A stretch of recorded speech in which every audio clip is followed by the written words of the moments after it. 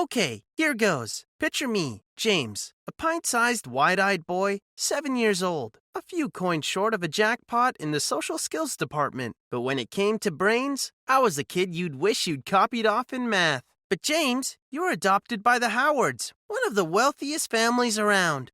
You bet. But let me tell you, wealth doesn't necessarily translate to understanding or empathy. In fact, when it came to those, they were as bankrupt as a gambler with a bad hand. Sarcasm is the refuge of the weak, James. My adoptive father would tell me, can't argue with that, man. Except my words were the only thing I had. When words failed, silence took over. A gift or a curse, depending on who you ask. Being the kid who was mostly silent led to some interesting interpretations. You know what they say about silence being golden? Well, in my case, it was more like a one-way ticket to a life of mockery. James, are you even capable of saying a complete sentence? They'd ask. I'd just smile. A Mona Lisa kind of smile. A mystery. That was me. An unsolved riddle in the form of a boy. And then there were whispers. Rumors of a prophecy tied to me. Hilarious, right? Imagine a prophecy being tied to a boy who preferred chess to chatting. Apparently, my muteness wasn't just a quirk. It was a sign of great things to come. Or so they said. You know the funniest part about the whole thing? Clara. Yeah, that Clara. The one who practically owned half the city. Started taking an interest in me. Because, of course, when you're that rich, why not add a mute boy to your collection of curiosities? Right after I won the contest for the highest IQ in the city, she comes to our house one day. James, my boy. Clara had a smile as sharp as a knife. I must say, you truly have an extraordinary intellect. Thanks. That's all I could muster in response. She had the most unsettling aura, like a cat eyeing a goldfish.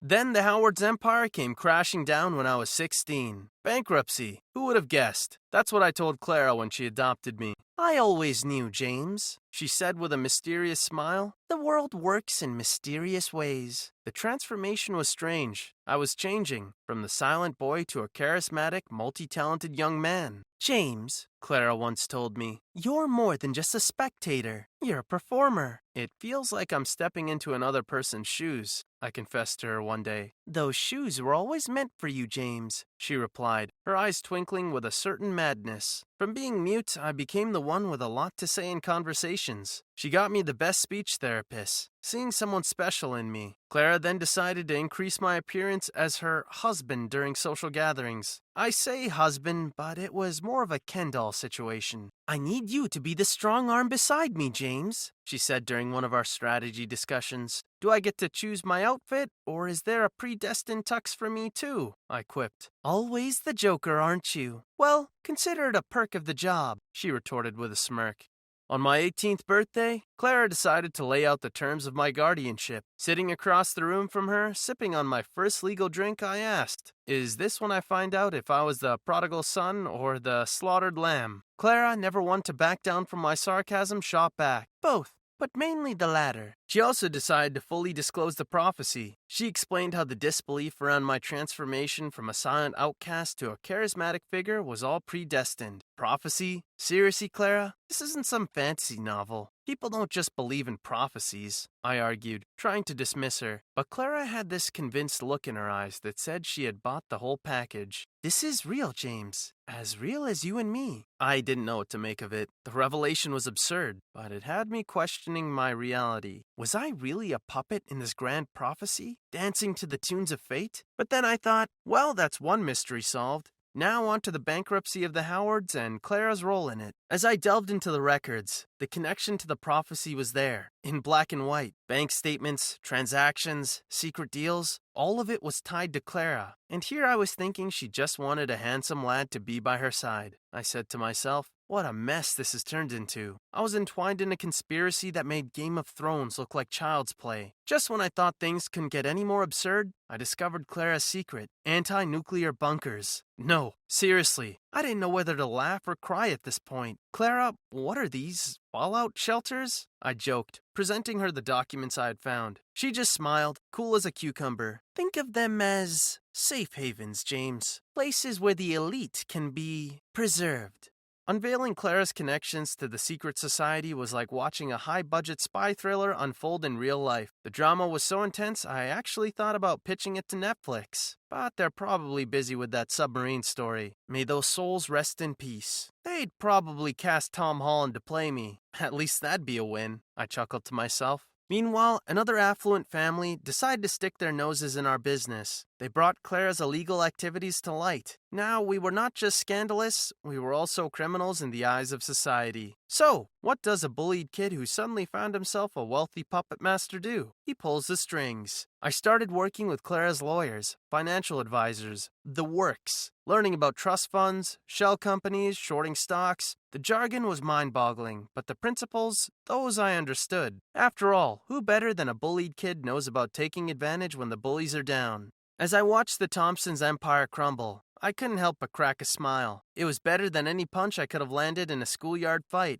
You can say it, James. You did good, Clara commended, a rare display of approval. Does this mean I get a promotion? I replied, humor's still my best defense. But things started to get complicated when I met Lucy. She was unlike anyone I'd ever met. A disgruntled resident from one of the bunkers. She had a fire in her eyes that made me feel, well, not so alone. We're just pawns in their game, James, she had said one night as we sat in one of Clara's ridiculously luxurious bunkers. Are you suggesting we start our own game, Lucy? I joked, only half serious, but she just looked at me, a spark in her eyes. And just like that, a new chapter began. An outcast turned societal puppet master, now on a mission to clear Clara's name, all while trying to figure out what the hell was happening with my feelings for Lucy. Oh boy, I thought things were complicated before, but they just took a turn for the Hollywood drama. With the Thompsons' downfall, the city was in an uproar, but the cavalry had arrived. And by cavalry, I mean a mob of angry upper-class hypocrites. Once our covert operations were exposed,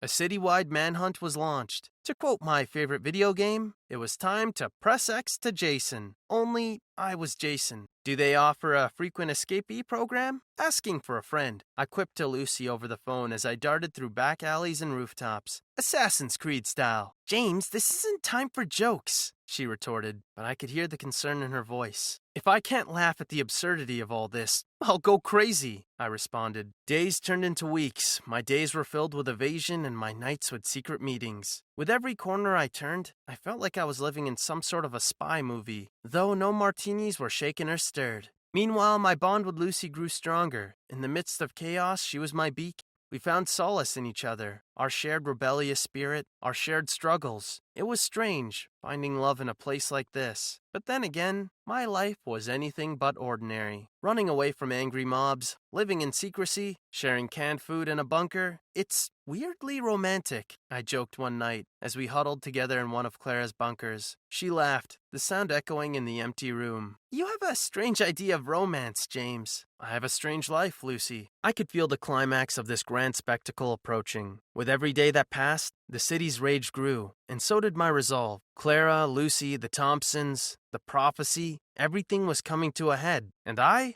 was stuck in the middle, the key player in a game of chess that spanned the city's elite. Ready for the big show? I asked Lucy as we planned our move. We were to host a public event, the grand finale to the scandalous drama. Ready as I'll ever be, James. The event was surreal. The room was filled with city's high society, all dressed in their best, waiting for the show to begin. It felt like the Golden Globe Awards, only the awards were for the biggest asshats in the city. Ladies and gentlemen, I began, feeling the weight of every eye in the room on me. Welcome to the first annual Who's the Biggest Jerk in the City Awards, I joked, earning a few chuckles. Hey, I had to keep the mood light, right? As I took the stage, laying out the Thompsons' misdeeds, their faces turned from smug to shocked. Bet they never saw that coming, huh? Well, there's a first time for everything. The Thompsons, ladies and gentlemen, I exclaimed at the end of my speech, pointing towards the shell-shocked family. They've worked hard to screw people over. Let's give them a big hand. Once their illicit activities were exposed, the Thompsons were public enemy number one. Their reputation? Well, let's just say it went down faster than the Titanic. Ooh,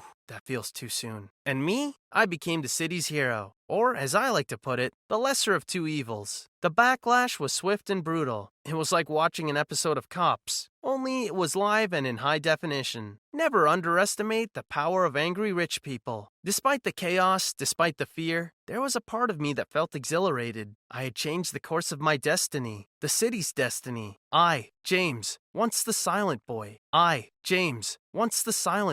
was now the voice of justice. Irony sure has a twisted sense of humor, and in the midst of it all, there was Lucy, who stuck with me through it all. Our bond, our connection. It was the one good thing in this mess of a story. You did good, James, she said, hugging me tight. Did I, though? I feel like I just traded one set of problems for another. Well, that's life, isn't it? Besides, I prefer these problems. At least we're together. I couldn't argue with that. In the end, that's all that mattered. Together, we were a force to be reckoned with, a force that, come hell or high water, would